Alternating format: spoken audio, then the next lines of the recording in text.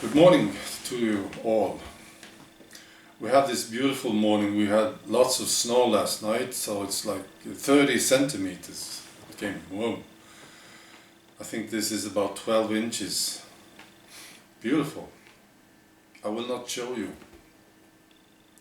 Alright, so I want to talk about Mr. Donald Trump and Swedish women.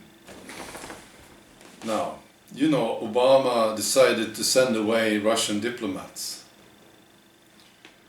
Russia didn't respond in the same way, which was excellent. But Obama sent them off. And they blame the Trump victory on Russian hackers. Yeah, it's beautiful. So these intelligence guys in the US administration, they wanted to do a briefing to Mr. Donald Trump, you know, about the situation, right? And then they had this appointment, and then they called him, "Hey, Mr. Trump, yes? Well, we can't come. We need more time. We need more time to prepare this case." It's wonderful. So they put this on a later date. On Friday they will have this briefing. So they had enough evidence to send away Russian diplomats. Obama felt, well, this is enough.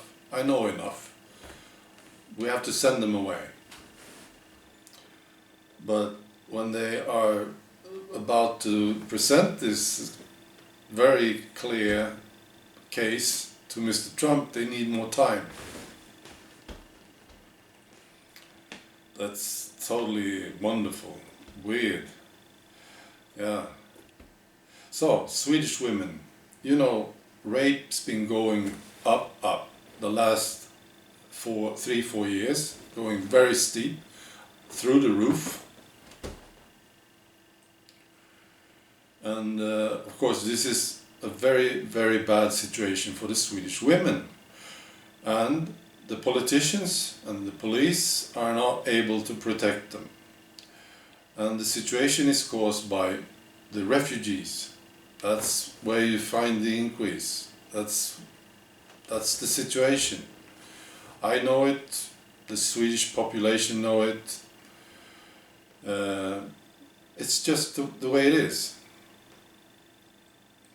So, the Swedish women are clever, right? And I predict that this trend is going to even out and maybe even go down in the future, in the near future. And the reason I say this is that sales of things like pepper spray and, you know, these things that these electric things that you put on a guy's neck, you know, and he's electrocuted. The sales are going up in Sweden, so women are learning how to protect themselves and stay away from getting raped. Of course, there will still be rapes, but and we have another interesting fact about this. There's a little town in the south of Sweden called Kalmar. I read about it this morning. And they celebrate New Year's Eve on this town square. And this year, well, this is like a tradition in Kalmar. And this year, there were no women there. They were all men. Wow, what a party, okay? So, and I mean, of course, there's an explanation. Last year, New Year's Eve, there were 30 Swedish women sexually harassed, molested on this square. So now, they decided to stay home or go somewhere else. Of course.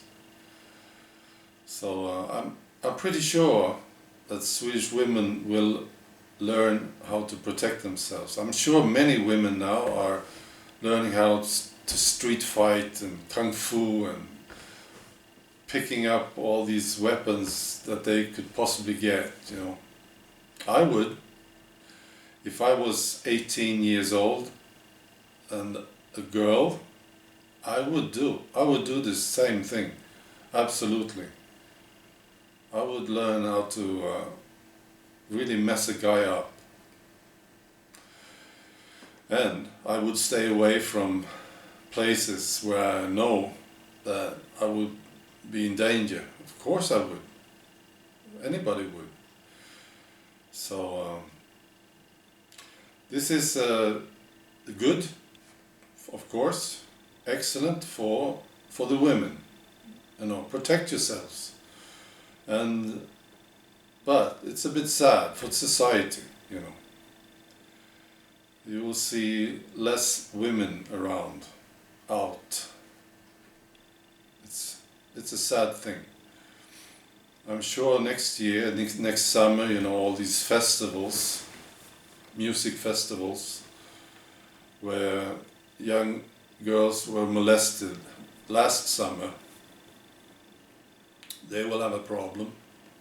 They will try to secure the area, but I'm sure they will have less women there, less girls there.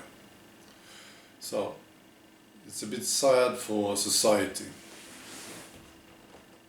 The solution is, well, you know my view on this, deportation. That's the only solution. You have to deport these guys. Those guys who don't respect our women. Send them away. Send them back to Afghanistan or wherever they come from. That's the solution. And those who don't like us, those who don't respect our women, don't bring them into the country. And eventually, maybe, there will be a Sweden that we can be proud of, where women can walk free on the streets and where they can visit music festivals and town squares without being scared. Right. Ciao.